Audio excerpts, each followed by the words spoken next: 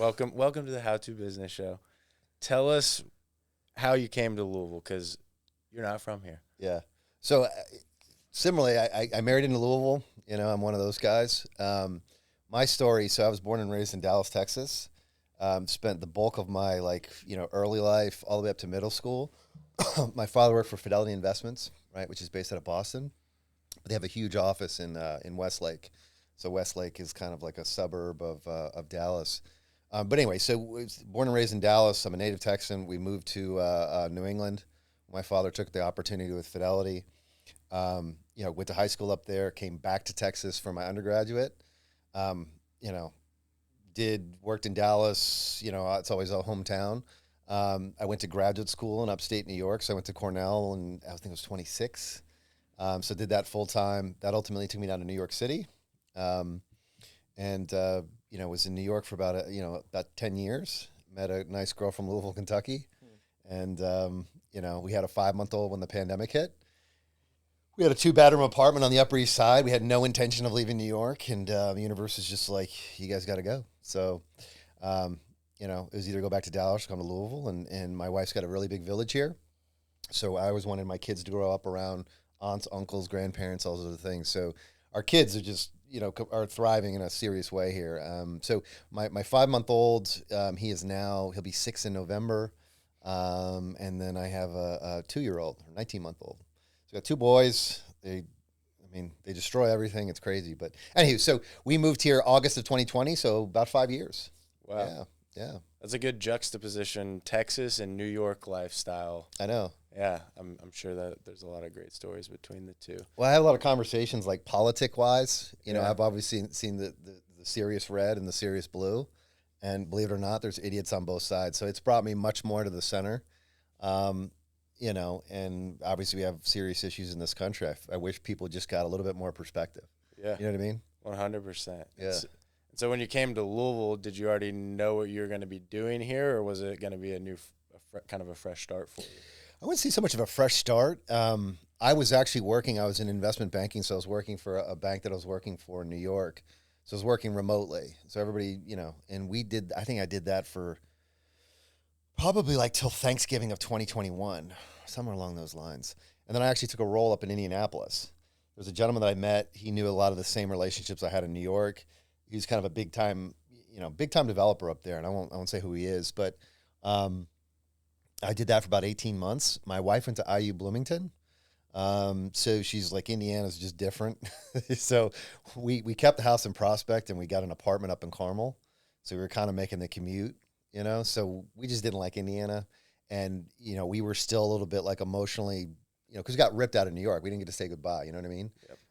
And we found a place in Prospect. We're members of Big Spring, right? So we have kind of like a community, and we just didn't want to just leave again and start over. So things worked out. So I was working, while I was in Indiana, I was also started teaching at UofL. So I started teaching a real estate finance and investments course, which is what I wrote. And, obviously it's a small community. Everybody knows everybody. And I thought the best conduit to get connected to the community was through UofL. And my father-in-law is Joe Gutman. So Joe was a prosecutor for the Commonwealth for years. And then, I wouldn't say retired, but then he started teaching full-time at Central High School as well as UofL. So he knew everybody and made the introduction to the College of Business. So anyway, I started teaching part-time in spring of 2021. I did that, every year until 2023. And so I'll talk about the real estate minor here in just a little bit, but somebody was pursuing the real estate minor. They were doing it with LDG development. They knew that I was teaching part-time, for the MBA school, or excuse me, the College of Business, but the MBA level. And I said, why don't you come on full-time? And, I was 38, 39. I'm 41 now. So I was looking to get an entrepreneurial type role anyway. So that's kind of when I kickstarted my consulting company, Ness and Associates, and then started teaching full-time at UofL. So, we got the heck out of Carmel. That's a beautiful, beautiful area, but Indiana it's just different. So now we're back full-time in Prospect. What type of consulting work were you doing at Ness and Associates? Well, we're still doing it. We'll talk about CREnetics here in just a little bit. So I effectively have 3 jobs, and I'm going to have a stroke if I keep doing 3. So Ness and Associates is taking a little bit of a back burner. Although we are doing, I just a new deal came across my desk. It's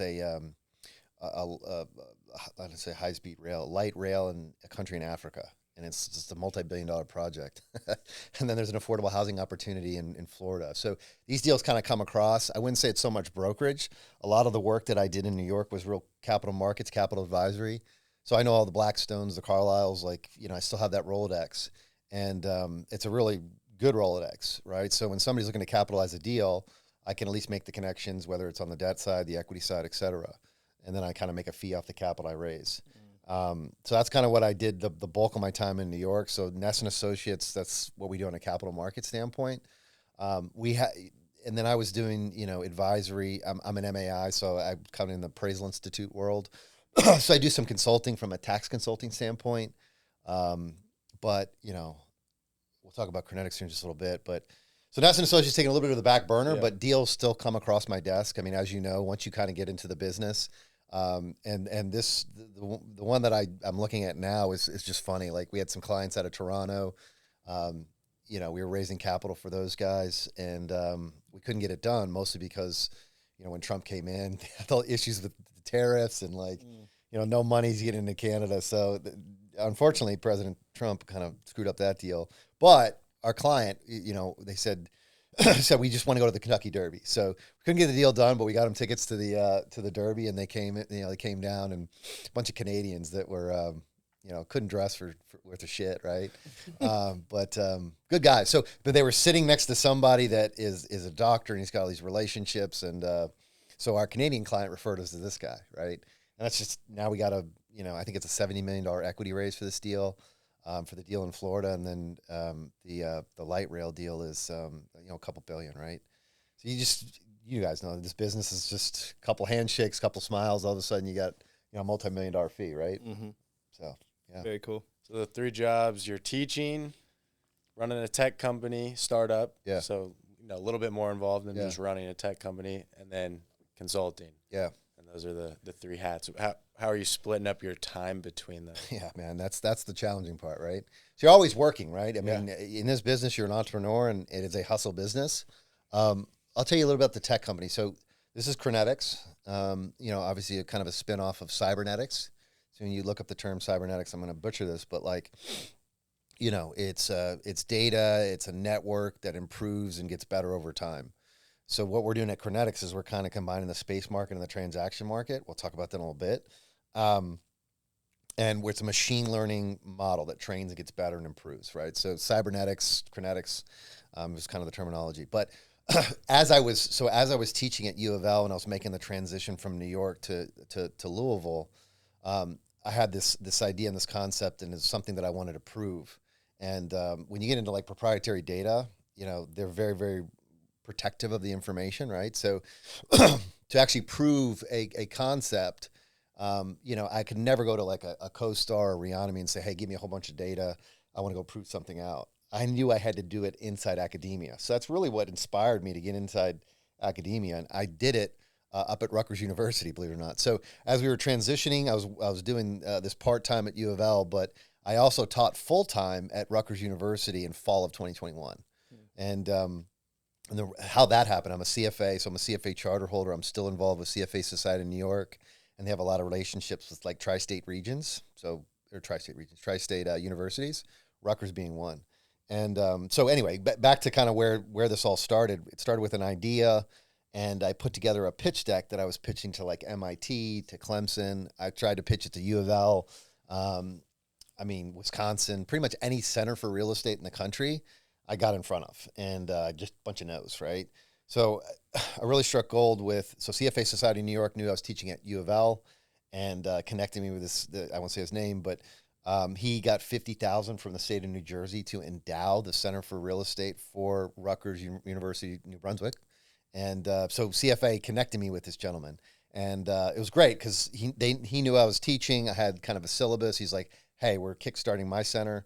I need some professors. Would you come on and teach? And I said, I can do it asynchronously because we're moving to Louisville, but you need to sponsor my working paper.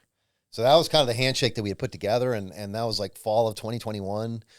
And then we started talking to CoStar because obviously we needed the data to support the working paper.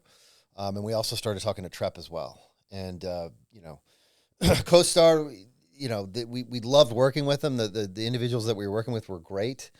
They're just a bit challenging to work with. That's not a mystery. So we brought Trep to the table. It kind of almost blew up the deal.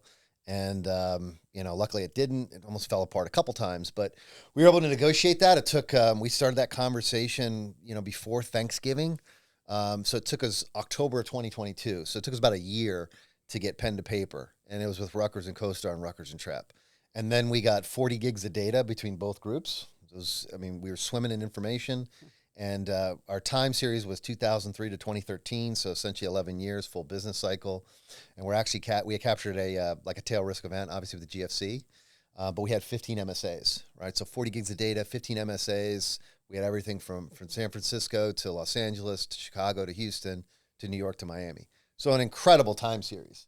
And essentially what we wanted to prove was that the space market, right, is a leading indicator of the transaction market.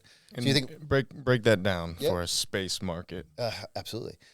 So the transaction market, man, that's where 99% of the industry operates and thinks and behaves. How do I get to NOI? How do I capitalize that and get the value, right? And that's just how the industry operates, right? When you start thinking about the space market, and there's this great article that's written by McKinsey. So McKinsey, this was like November of 2018. And they talked a lot about how the predictive power of what happens in the transaction market comes from the space market, right? So when you think about the space market, and this is the definition, it's where owners, tenants, and customers go to conduct transaction activities, right? And it usually takes place with a roof over your head, right? So if Sam wants to go get a haircut, Sam wants to go grocery shopping, right? Usually takes place in some sort of tangible property, right? Roof over your head, right? So that's where people behave and conduct economic activities. My point, though, is if you're measuring that economic activity, right, and it gets monetized in terms of rents and vacancy, so that's where it gets monetized in the space market, you throw an OPEX load on that, right? Rent, vacancy, OPEX, you get down to NOI, right? But the value creation in the ecosystem, the commercial real estate ecosystem, happens in the space market first, right? And then when you get to that bottom line of NOI, that gets capitalized and gets traded in the transaction market, right? And I'll give an example of where this is just, stands out the most. But my point, though, is the value creation happens in the space market first, right? And the data points, right? So the McKinsey article identified thousands of data points. We evaluated during the research, crime rates, elevator shaft movements, key fob swabs at office buildings, obviously foot traffic and things like that. And we were able to, look at it, apply it in a statistical format, and combine it with what was happening in the transaction market. And absolutely, there's definitely a relationship, there's correlations, but what happened in the space market eventually translated into what happened in the transaction market, right? So, just logically, if I don't know, if I go to a certain part of the city and there's crime, right? And there wasn't crime before, well, what's that going to do to retail rents? What's that going to do to value, right? So it's logical. It's logical that what happens in the space market will eventually impact the transaction market. And the most obvious one was during COVID, right? So again, it's easier with the pitch deck, but and one of the architecture that we have, kind of the workflow, is this thing called the residual demand construct. So when you think about residual demand, it's so the 6 steps of market analysis. we ripped out 3, 4, and 5. So 3 is measuring fundamental demand, right? Employment, population, and income at the very high level. You start breaking down, get more granular with that. Then you're in the space market, right? So number 3 is measuring fundamental demand. Number 4 is estimating supply, current and future. You net those 2 out, you get a residual demand, right? I lost my train of thought. Where the heck was 4, 5, 3, 5, and 6. Yeah. You ripped them out. Yeah, 3, 4, and 5. But before, where was I going with that, though? Space market, the transaction market. Taking the data and using it. Yeah, so we just that's where I was going with this. The most prevalent example is what happened during COVID in the office space, right? So when you think about fundamental demand, right, there's always a kind of a proxy for that. And what we saw was that office space per square foot per worker, right? So if you just take any kind of office market, you just take Louisville, right? Mm-hmm. And let's just say the equilibrium for office space was like 150 square feet, right? So you have an individual that occupies on average 150 square feet in an office building. You extrapolate that across all the employees that occupy, white collar jobs, banks, insurance companies, things like that. There's ways to proxy that. My point though is like pre-COVID, let's just call it 150 square feet, right? Post-COVID, due to work from home, due to hoteling, right? So you take that same office worker and you say, okay, well, now you're going to work here 3 days a week. And then somebody else is going to occupy that suite on the other 2 days. So that 150, right? That's a measure of one worker. That has changed. That's shifted downward, right? And then all of a sudden you start incorporating like hoteling and things like that. And, work from home. You don't need the common area space, the conference rooms. Now you're working on teams. So it's kind of shifted, just the fundamental demand in office, right? And we saw that monetizing in 2020, 2021, 2022. And then all of a sudden in 2023, 2024, you had groups like Blackstone and somebody's just handing back keys in the office building. My point though is that shift downward, that occurred in the space market.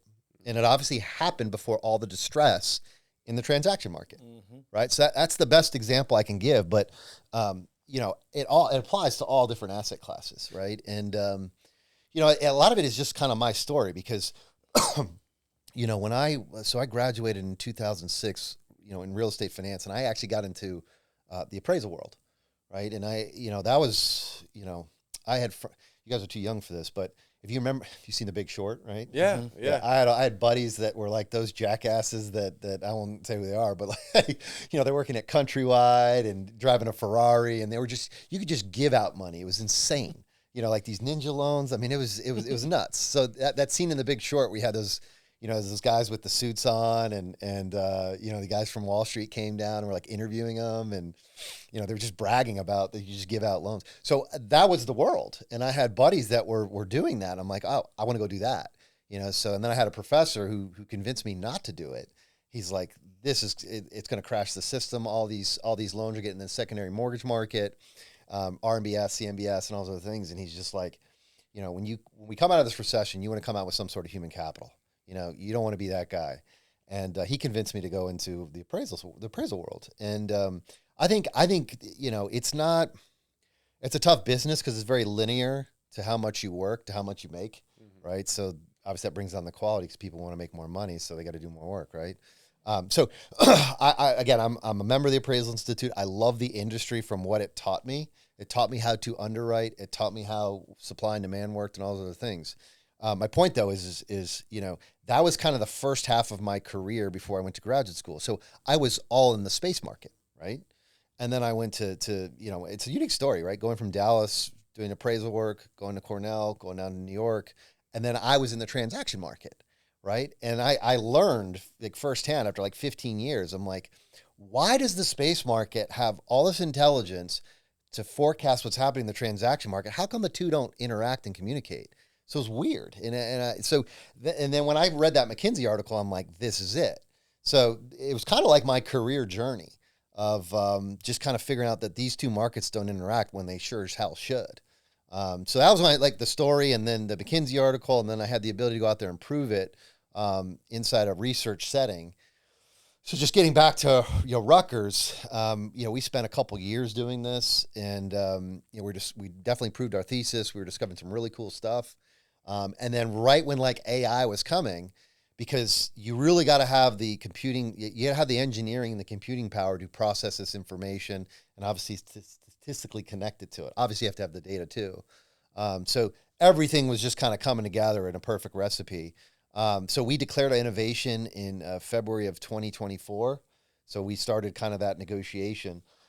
And again, nobody's ever done this before in the commercial real estate world, right? So we were super, super unique of having those two data guys, and then just proving out a proof of concept inside an applied research setting.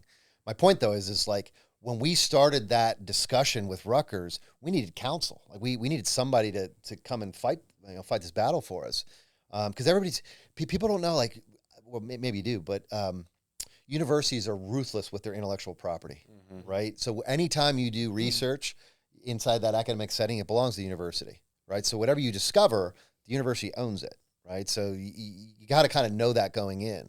And so I'll get to where we got our counsel. So I had a friend that was she worked for a biopharmaceutical company out in San Francisco. I won't name the company, but She's since left, but her job was to actually go out to a university hospital and find a professor who's discovering a compound, right? So if you discover a new compound, right, inside an academic setting, again, it belongs to the university. So she'd swoop in there. She'd say, hey, I'll give you the best attorneys. I'll give you, $5 million. Let's go take this compound. Let's go make a drug, right? But you have to have that negotiation to take, transfer out the IP or the whatever you discover. So you got to own it, right?